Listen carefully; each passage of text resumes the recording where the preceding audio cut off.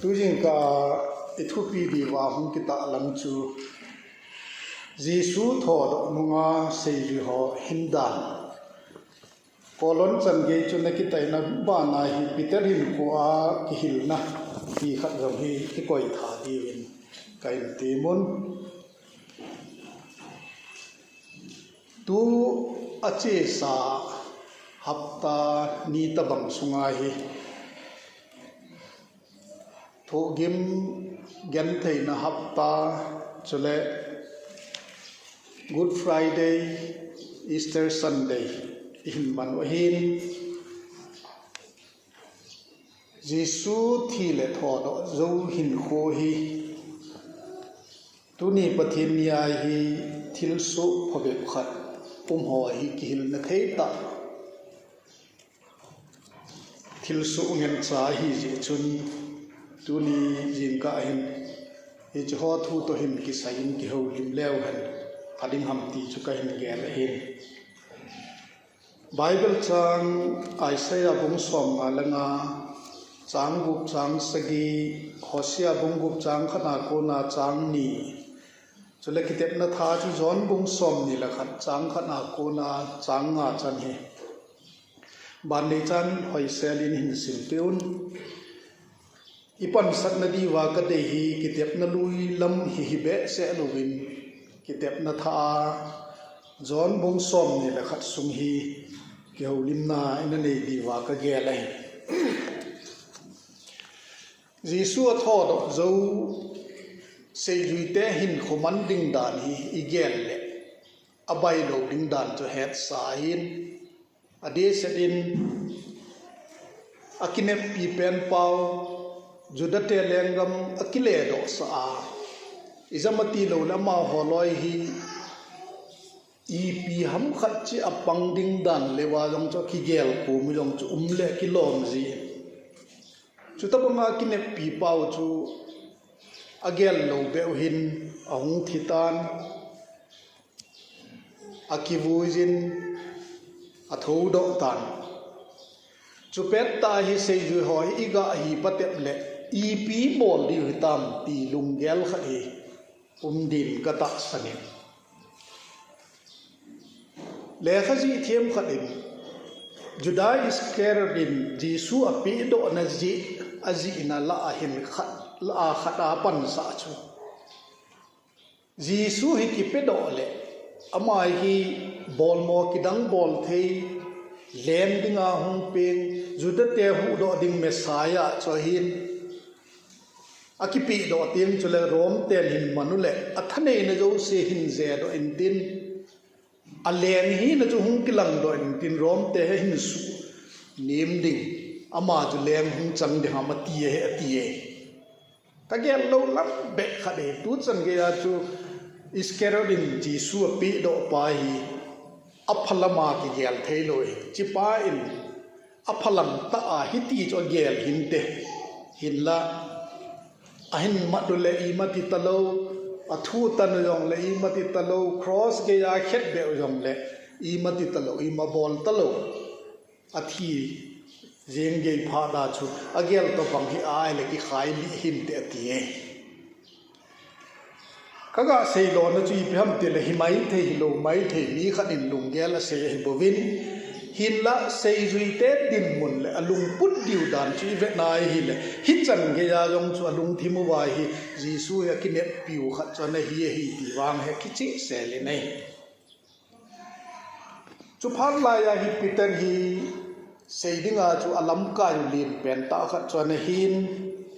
chu ta bang lam kai lin pen ta pa hi pi se yam chai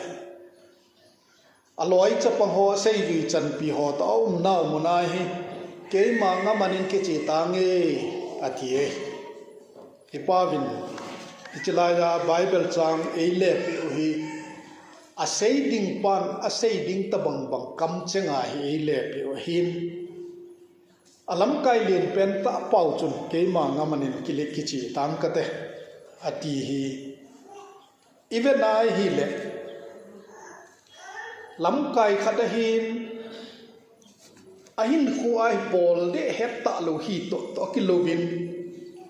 hijipa na hi abol masat anakiwa anangai ngamat pai hi bol tang kate anati hidin ta sanamine Peter hin kho hi phatta chai vet tim chule gelbe se lovin thu sein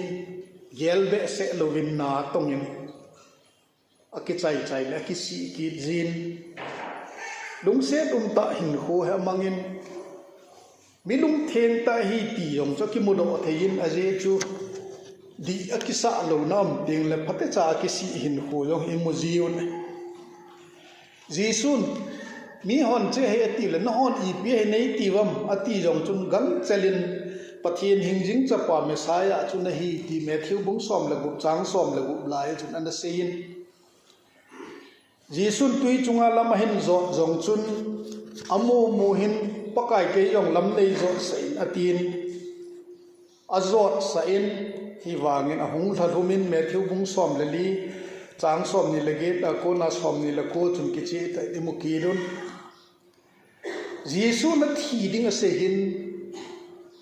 mil a kon chun na pui do em tu lai ho pa win ki sei la ta na sei chu ke ka dam lai si at so thei lo be ding hi ti ta bang he ai wa nga Jisu na don but na chu pathian program a het lo je a chu kanung lama chen seitan anati chu Matthew bung som ni la gu bung som la gu chang som ni la thum lai chu in a moon Jisu vo ki khel chun athanom be senin EPS jam thambu thum sang nge na ti chu kang ta thu hin Matthew bung som la sagi chang li lai chun ana phung doi Jisu lam kai pi pu ki su thu ki jem thu a hi lo le ta lo ding a hi jen ki go vin tia se ya chu aga na ga nga na ki go chu ite na ki go nam chem za ma na ki ko manin gets money ho na chun them pulen so pa bilkul na sat thaman ki John bung som lege chang som chun ki chi ta in imu Jisu masanga chun ki temin ai wangin athu ki tan chun a khon masangin thumve an sei le man ki a chang khon chun a gel do tan Jisu thu sei chu agan nagangin pam lama chin akan aga ka me ti Peter hin kho thu sim cha bon cha hi yong la thang pi khat choi hi hi chi zo nunga hi anato masat na lem se ngama chu tha bol kip dinga ki go a keima ngamanin ki chi tang kate ai lo le keima ngamanin ki chi tange ti chon se Peter chulaya lam kai hi ti chon long ka ga seitan lam kai pi pu pen pa hi anung chona abol masat akiwa na masat aindal sa ngamat len se pa hi bol ki tange tia akigo thin aloi dang ho zo sim rok ipseyum ke ho jong nang to ki thon che ta taw hen ati ve si mo hi chilai ai mu do thei hi ila wa lam kai long le lam kai lin a hi lo adang koi ham khat lam kai ho hi nung chon na le a tha da na nei ding chu le mi tam pi anung zui au me ti hi ki che ta ni mu do thejun hi je chun hi chi pitel nung chon hin aloi dang ho zo anung chon sa hi ti hi ki che ta na ki mu do the ne chu ta banga anung chon jeng wang mu chun anung chon naw munahin ani chan nai se diu chu Jisun a pi jingun adal hadi powin hinla chutabang mi nung chon ting la hin adal halo pa jong chu koi hi hedo ji poi ti hi aban Bible chang ho hin ki chi ta imu ki ro ne hi chi jan chun len a sep khoba ke yun hinla verse thum na bi chu ni pe seyam ti le hi chi zan chun I macha man po ve ti hi ato gaw khat choi hi khowa hela len se ma ngaman lo ho loi chu khowa la la in vau kama chun Jesu na dingin ahin lak ama hon pakai hi ti chu a hedo po ve ti Jesu na do chu gol hanga mak sana nei lo ham ati le changa nei sim na wa chu ama hon na don bu nun om po he ti ve ti Jesu na pa na chu ipe seyam ti le kong si jet lam chun len sep than ati na se la nga atama tama manun azat asimu chu za le som nga le thum amanu ve hilla alen chu I ma ti poi ti hi kichi tam chalai hen e hi lone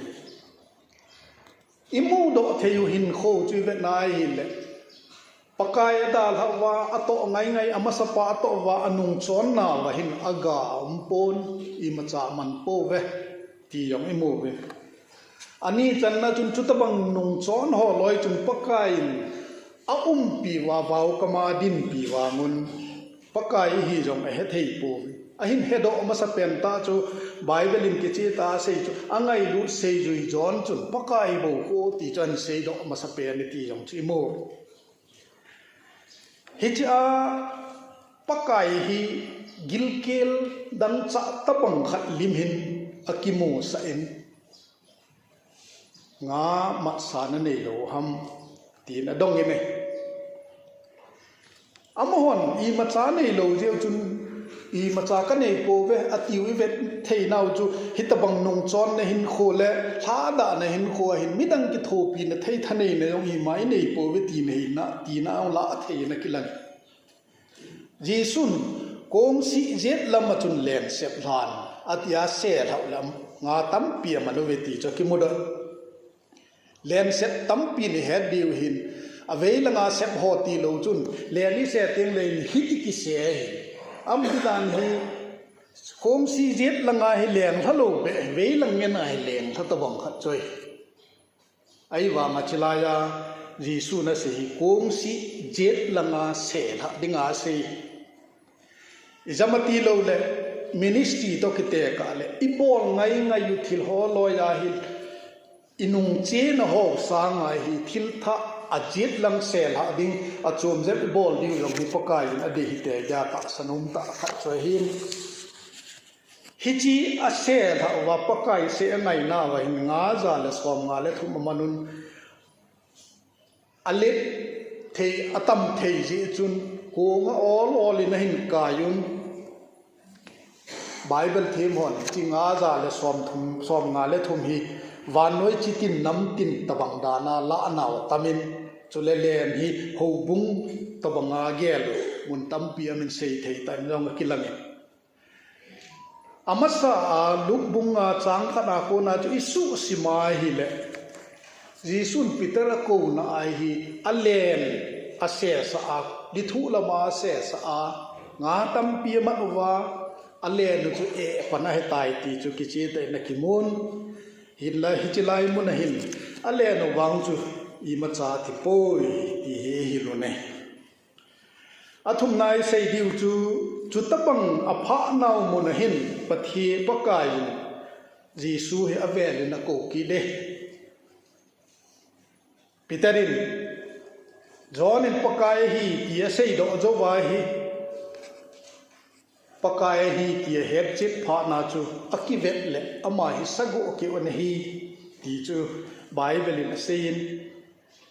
sagu ke wa hi je chu na von gang chale na ka in tuila chu na chom lu nin wau kama chun ana zap gal kai masai ati ana zap gal kai masak wau kama chu ipia muam til hi chi tol ko mun chun me hol chunga nga ki go amu nei hi chi pet ta ai Peter hi pate mai hi chule thil tam pia gel do ding hin kilangin amasa Jesu na ko wali thu lama len tu sep han ati le ase ha nga tampi ma na nei da la je ngun pakai tia pakai ko ma na tawa azui pat hin kho thu sim chui mo win tu ai hi kom si lama sep lawen at jet lama sep lawen ati ki na ase la la nga tampi ma ki hin khoi mo ki dun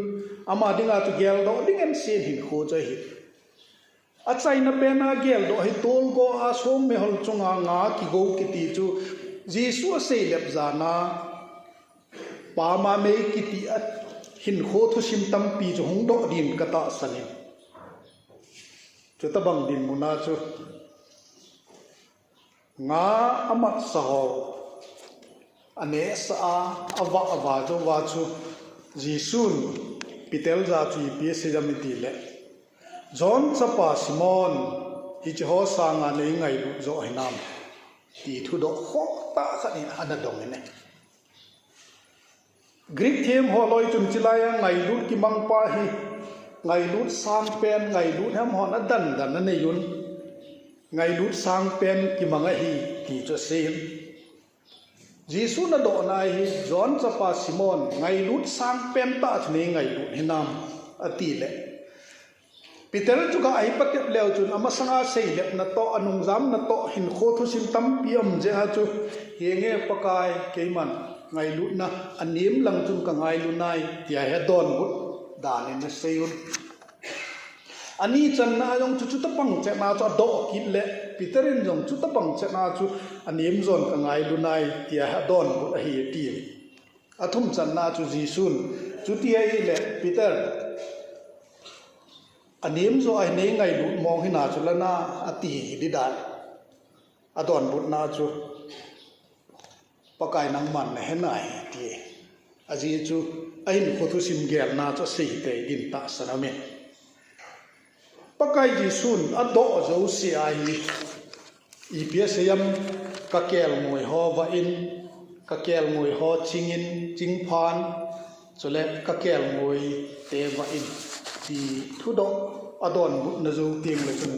piteri nan don but zo tim le chun pakai ji sun angan si ne pejing in tuni jing ka ai hi i ti do a i ti don but ti pa sa nga ka sei nom chu mi nu mi pa ho pakai hi chi ho zo se sa nga hi nei ngai lu zo mong na ti a e do on kila tale i pi ni don but di web nunga gol hang cha te nau te hon pakai ji sun hi ho jo se sanga hi nei ngai bu zo hanam ti nei dong ta lew I pi ni don bu de wa I nei I go I ngai lu tau ji cha ai lo I dong ma ai lo le sum le pai I hin khova hi chi to etat chi zo se ti chu I ki zo mat pi ki sam kai pi ho zo se sanga hi nei ngai lu zo hanam tia ado hetale I pi ni don bu di wem ti hi khat che ki khol wai don bu thei che di win ka ti mu ne je chun so pite ho tu ni khon pitel banga pakai nung I zui na wa I tha da naw tinung chon naw dim set ding ka ta sani nei I kinep naw to ba lo kom jong le lung tha ding yom ka ging cha nei in la Peter hin ko ai ki hil na di wa tu jing ka I sei chu angamat na lui pa da sa pa ki le ki jeng hin jong pakai da lo helin am pi jingin Peter hin ko tun chu tapang hin kholui a ki le na hin aga pon chule pakai jeng jong chu khoi a hi mu do thei pon chumala la chun pakai hi tia head do hin amai sagu keu na hin za cha ta hin khu zo chun nam me ti he ki chi hin la pakai tu jing ka sei pi nom chu atha be a ko ki na Simon Peter John Chapa Simon hi che ho sa nga hi nei ngai lu henam ti ado pa ai ahin khopum piam nim mo na lo se ha se ya pakayin atha be a sei lu dinga phu det na konunga tha ta a pakai kin bola pangai athi ni ga kita ta pangai ti hi Peter hin huai ki hil naw lien pen ta hin je chun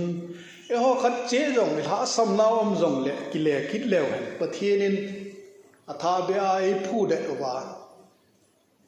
masanga sanga jong ha jo che a pitel banga hi man cha the jo hi ti hi tu ni jing ka phat chom chakhat sungai ki ho jin naw hin tin hi chi ho jo se sanga hi nei ngai lu mong hi nam ti hi don bud dingin ki go chi jing ho te tia chaina ka ga tim na hi ve pathienin isei na wa pha mai la phathei bu pi an ka ki pa